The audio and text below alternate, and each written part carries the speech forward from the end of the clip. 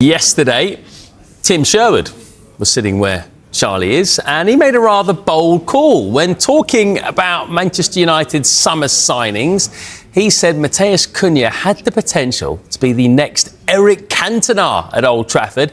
Here's a reminder of exactly what he said.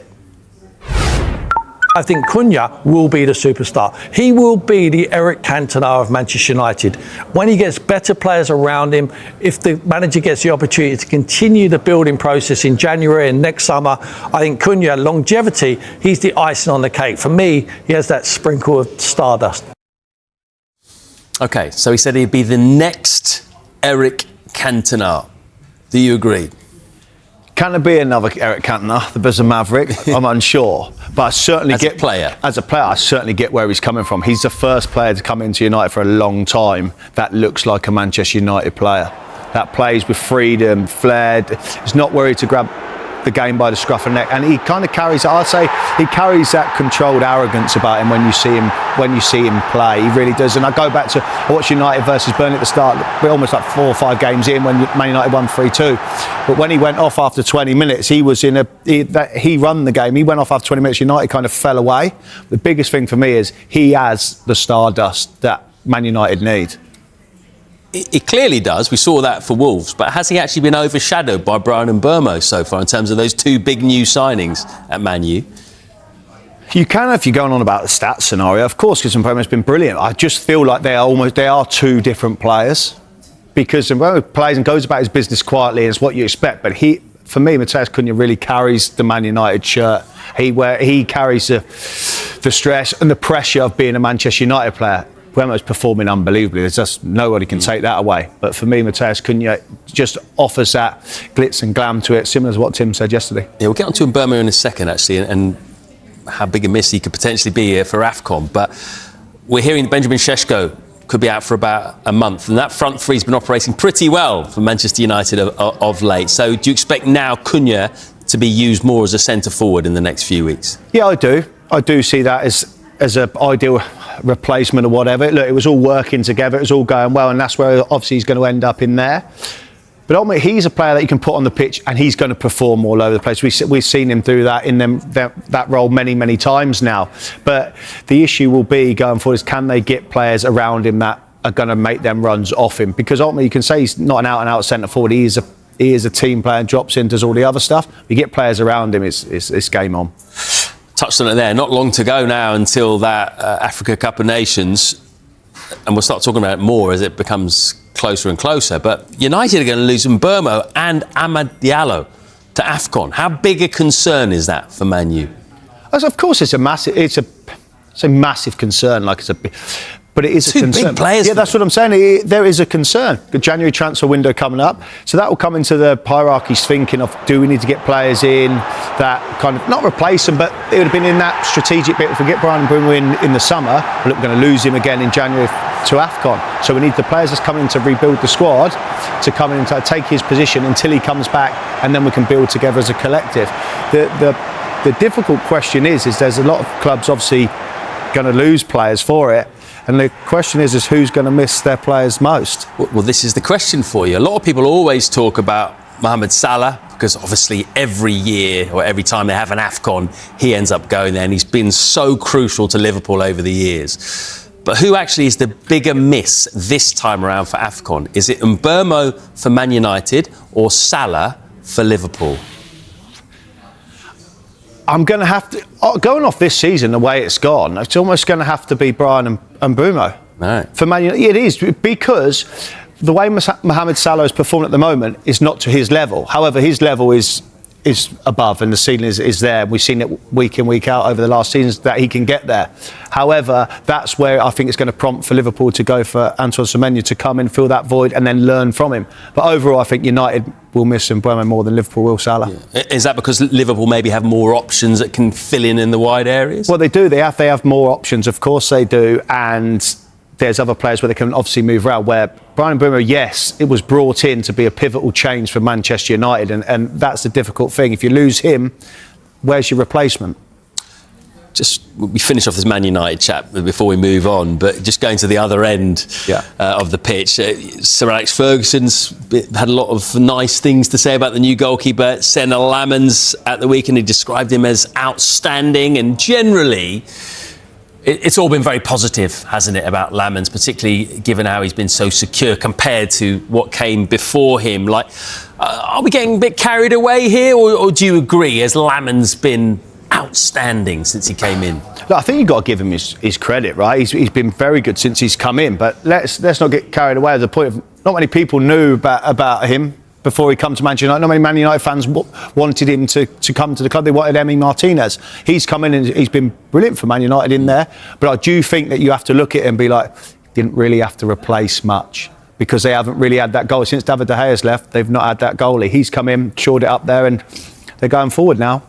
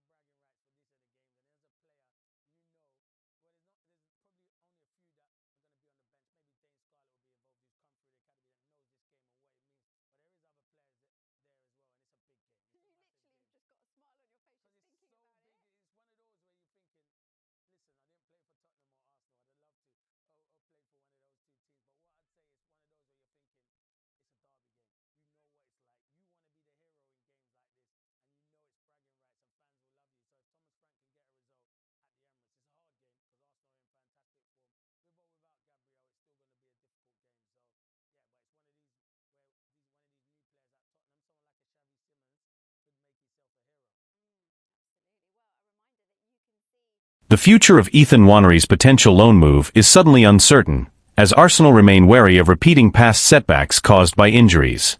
According to recent reports, the club is open to sending the young midfielder out on loan this winter, but the idea raises immediate questions. Nwanery has become the talk of the moment after a report from the Daily Mail suggested that Arsenal are considering a temporary move for the 18-year-old. Despite his limited minutes this season, the thought of letting him leave, even temporarily, comes with significant doubts. Back in October, Mikel Arteta publicly insisted that Nwanery would have plenty of opportunities to play, pointing to the fact that the teenager had already been called upon when Martin Odegaard was injured. "I don't know, but I don't work with expectations," Arteta said at the time. "I work with what the players can give in the context of where the team is at that moment." Ethan played 2 Premier League matches early on because Martin was out. He's played in other competitions and he'll play more. Yet the reality has been very different. Nwanery has logged fewer than 500 minutes this season, appearing in just 5 of Arsenal's 11 Premier League games, none of them as a starter. His only starts came in the 2 EFL Cup wins over Port Vale and Brighton, and in the 3-0 Champions League victory against Slavia Prague. The arrival of Ebereki Eze and the promotion of Max Daumann have tightened competition even further. And despite injuries to Odegaard, Bukayo Saka, and Noni Madueke, Nwanery's pathway has only narrowed. It's easy to forget how young he still is. At 18, and having first debuted at just 15, like Daumann, these are formative years where consistent playing time is crucial. The busy festive period could open that door, but with Odegaard, Madueke, and Kai Havertz all nearing their returns, there's a real chance Nwanery could slide even further down the pecking order. This is why a January loan sounds logical on paper, but it also sets off alarm bells. Arsenal's season has already been shaped by injuries for the second year in a row, and squad depth has never felt more essential. A single setback among the attacking players over the holiday fixture run could thrust Nwanery back into an important role almost overnight. The more sensible approach may be to reassess in the summer, once the squad naturally reshapes and the club have a clearer picture of their needs heading into 2025. Only then would a loan feel more secure, ensuring Nwanery actually gets the minutes he needs rather than risking another stalled development. Even then, nothing is guaranteed. Supporters will remember Serge Gnabry's loan to West Brom, intended to push him closer to first-team football, but ultimately a move that derailed his progress before he rebuilt his career in Germany. Arsenal's recent history with loans has been mixed at best, and too often unsuccessful. For now, the club must weigh the immediate needs of the squad against the long-term growth of one of their brightest prospects. Whether a loan becomes the right option, or another cautionary tale, remains to be seen. But the complexity of Nwanery's situation extends beyond simply playing time and squad depth. Inside the club, there is an ongoing debate about how quickly young talents should be exposed to the pressures of elite-level football. Some staff members argue that Nwanery's technical level is already above many players his age and that keeping him close to Arteta's structure will accelerate his development. Others believe that without consistent starts, and without a clear pathway to earn them, his progress could plateau. The uncertainty has also stirred conversation among supporters and pundits. Several former Arsenal players have expressed concern that the club may be repeating old patterns, where promising youngsters become trapped between first-team aspirations and inconsistent minutes. Others, however, believe the club is being careful for the right reasons, protecting a player who still needs physical development before facing the demands of weekly Premier League battles. This internal and external pressure has placed added scrutiny on Arteta's handling of young talents this season. While he has been praised for trusting academy graduates in the past, the balance has become harder to maintain now that Arsenal are competing on multiple fronts and aiming for silverware. Every decision carries weight. Resting senior players risks losing points, while overusing inexperienced teenagers risks injury or decline in confidence. There is also the broader question of what kind of loan would actually benefit Nwanery, should the club eventually decide to pursue one. A move to a Premier League side fighting relegation could offer minutes, but expose him to a demanding environment that prioritizes survival over development. A championship loan, on the other hand, might provide consistent matches, but at the cost of adjusting to a more physical style that does not always align with Arsenal's tactical identity.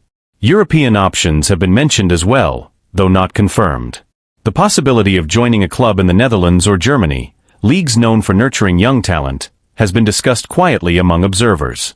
Yet Arsenal are hesitant, given how unpredictable such moves can be and how often they fail to produce the expected results. Meanwhile, Nwanery himself remains focused and professional, according to those around the training ground. He is said to be eager for opportunities, but not frustrated or discouraged. The coaching staff admire his attitude, which only complicates the decision further. He is doing everything right, and still his future remains uncertain.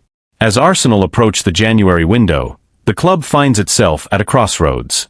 The next few weeks will likely be decisive, not just for Nwanery's short-term career, but for how Arsenal choose to manage their most gifted prospects in an era of high expectations and relentless schedules. Any decision made now will be examined closely, not only because of what it means for Nwanery, but because it will signal how the club intends to balance ambition with development as they move into the next phase of Arteta's project.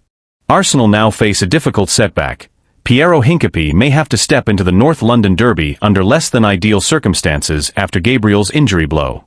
The club is hoping that Hincapié's long late return trip to North London won't affect his readiness to replace Gabriel against Tottenham, because losing the Brazilian for such a crucial match is a major hit to Mikel Arteta's plans. Arsenal have already been forced to cope with key absences at various stages of the season, but Gabriel missing the derby presents a challenge of a very different magnitude. Naturally, the focus shifts to who will fill the gap on the left side of Arsenal's defense, and for many, the most logical answer is Piero Hincapié. The summer signing impressed during his only start for the club so far, an outstanding display at left centre-back in the League Cup win over Brighton. That night, he partnered with Christian Mosquera, who is also an option for Arteta on Sunday. One possible configuration would see William Saliba move to the left, with Mosquera taking his place on the right, depending on how heavily Hincapié's international travel weighs on Arteta's decision. And that travel is far from insignificant. The Ecuadorian defender is currently away with his national team. He captained Ecuador during their 0-0 draw with Canada, helping secure the clean sheet. But the real concern comes with his final international fixture. Ecuador face New Zealand in New Jersey in the early hours of Wednesday morning, UK time. The match kicks off at 1:30 a.m. and is expected to finish around 4 a.m. Only after that will Hincapié board his flight back to England, meaning he won't arrive in London until Wednesday afternoon at the earliest. From there, he will have just a handful of days to recover, settle back in, and prepare for one of the most intense fixtures of the season. The slight silver lining is that the derby falls late in the weekend, giving him as much time as possible to reintegrate. Still, the timing of his return is far from ideal and adds yet another layer of uncertainty to Arsenal's defensive preparations ahead of a match that could define their momentum for weeks to come.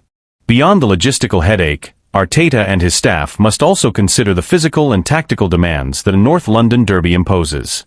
It is not the sort of match where a defender can arrive underprepared, particularly against a Tottenham side that has looked sharp in attack this season. Any hesitation, any lapse in intensity caused by travel fatigue, could be costly. Inside Arsenal, there is a quiet concern that the club may once again be walking a tightrope with its defensive depth. Over the past 2 seasons, injuries at the back have forced Arteta into uncomfortable choices, and Gabriel's setback reopens a conversation that the club hoped was behind them. The manager has repeatedly emphasized the importance of continuity across the defensive line, especially given how central the high defensive line and controlled build-up are to Arsenal's identity. Gabriel and Saliba have been at the core of that stability, and disrupting it inevitably changes the team's rhythm.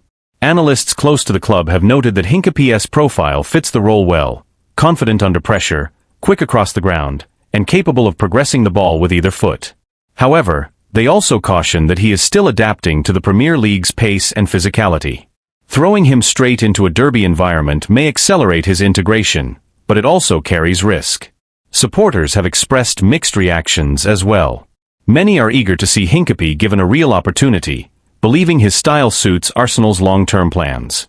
Others worry that asking him to deliver immediately, under difficult circumstances, could place unnecessary pressure on a player still in the early stages of adjusting to English football. The timing of Gabriel's injury also complicates Arsenal's broader goals. With a congested winter schedule approaching and the title race tightening, every match takes on heightened importance. Dropping points against Tottenham could shift momentum, not just in the standings but in confidence across the squad. It also forces Arteta to rethink how he manages minutes for defenders who have already logged heavy workloads this season. Club insiders say the staff have been preparing contingency plans for weeks, anticipating scenarios where international duties and injuries overlap. Yet even the best planning can be stretched thin when travel delays and late-night kickoffs are added to the equation. In the coming days, The medical and performance teams will conduct assessments to determine exactly how ready Hincapie is for Sunday's showdown. Arteta is expected to make a late decision, balancing long-term health with short-term necessity. The hope is that the Ecuadorian arrives in good condition, responds well to training, and can at least offer a reliable solution in Gabriel's absence. What remains undeniable is that Arsenal enter the derby under a new layer of pressure, forced to adapt, to trust their depth, and to test the resilience that has been a defining theme of their season so far.